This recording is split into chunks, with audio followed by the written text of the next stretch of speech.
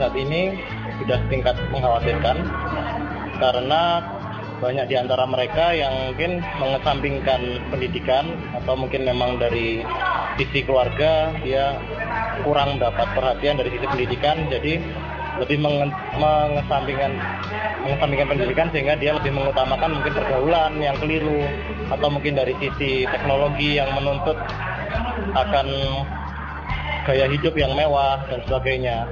Seperti itu. Jadi berdasarkan hasil penelitian kajian juga menyebutkan bahwasanya adanya degradasi terhadap sikap atau moral anak bangsa sekarang. Jadi banyak bukti sekali yang bisa kita lihat. Jadi dengan berkembangnya teknologi juga itu juga berpengaruh. Jadi anak-anak sekarang itu cenderung misalkan moralnya dari segi sosialnya itu sangat kurang. Jadi dengan adanya gadget begitu mempermudah orang untuk berkomunikasi, tapi untuk bersosial dengan orang-orang di sekitarnya itu sangat berkurang begitu. Jadi banyak faktor. Jadi ada faktor eksternal, juga ada faktor internal gitu. Jadi faktor eksternalnya lingkungan. Jadi lingkungan sekitar, tempat dia di mana dia bergaul dan sebagainya itu sangat berpengaruh. Kemudian untuk faktor internalnya, jadi kesadaran diri begitu, kurangnya kesadaran diri dari anak bangsa kita terhadap hal-hal yang negatif seperti itu. Dan biasanya itu terjadi karena adanya adanya kekurangan komunikasi dengan orang tua. Jadi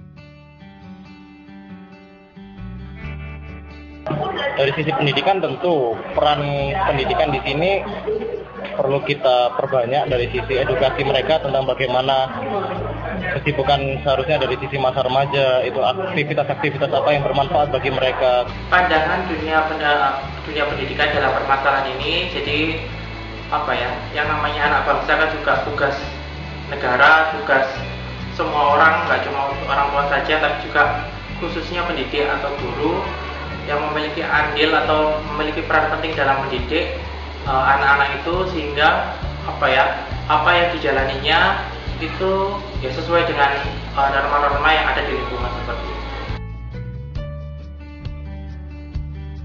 Kita sebagai tenaga pendidik, solusinya kita memperbanyak aktivitas-aktivitas edukasi seperti mungkin untuk tingkat kalangan yang remaja ke bawah sampai tingkat SD sampai tingkat remaja, kita mengadakan banyak aktivitas semacam ekstrakurikuler. Kita alihkan kebiasaan-kebiasaan buruk mereka yang mungkin balap liar dan lain-lain, kita masuki tentang pendidikan agama, pendidikan belajar. Kemudian dari sisi remaja ke atas, kita mulai libatkan mereka pada pendidikan keorganisasian. Kemudian bagaimana mengajak mereka untuk ikut mengajar atau mungkin ikut memberdayakan ilmunya, sehingga ilmu yang mereka pelajari di kelas bisa bermanfaat kepada masyarakat.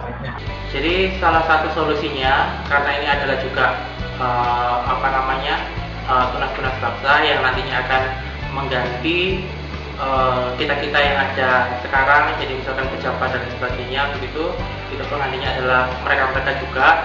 Jadi sudah sewajarnya itu merupakan tugas dari kita semua, guru, orang tua, lingkungan, kemudian pemerintah juga ikut membuat suatu kesadaran diri, ya, menyadarkan siswa-siswa tersebut, kemudian membuat suatu aturan yang akhirnya nanti antara satu dengan yang lainnya saling membantu dalam mendidik anak-anak, sehingga moral mereka kedepannya nanti lebih bagus.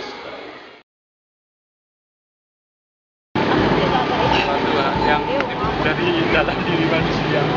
Kayak remaja, kayak moralnya remaja sekarang kan kayak gini, suka tawuran. Karena dengan kecanggihan teknologi itulah yang menjadikan moral remaja-remaja sekarang kita, remaja-remaja sekarang itu agak gimana gitu ya. Jadi, menurut saya moral itu value of life. Jadi nilai yang dimiliki oleh seseorang dalam hidupnya. Moral itu sendiri dibagi dari dua, ada yang moral baik, ada moral buruk. Nah, adanya moral baik dan buruk itu tergantung dari perilaku manusia itu, di mana manusia itu menganggap moral itu baik atau buruk. moral sendiri itu berperan penting sama perkembangan negara. Apabila negara itu memiliki penduduk yang moralnya baik, maksudnya good value, otomatis negara itu bakalan maju. Tapi apabila di negara itu memiliki penduduk yang moralnya jelek, kayak bad value, otomatis negara itu juga akan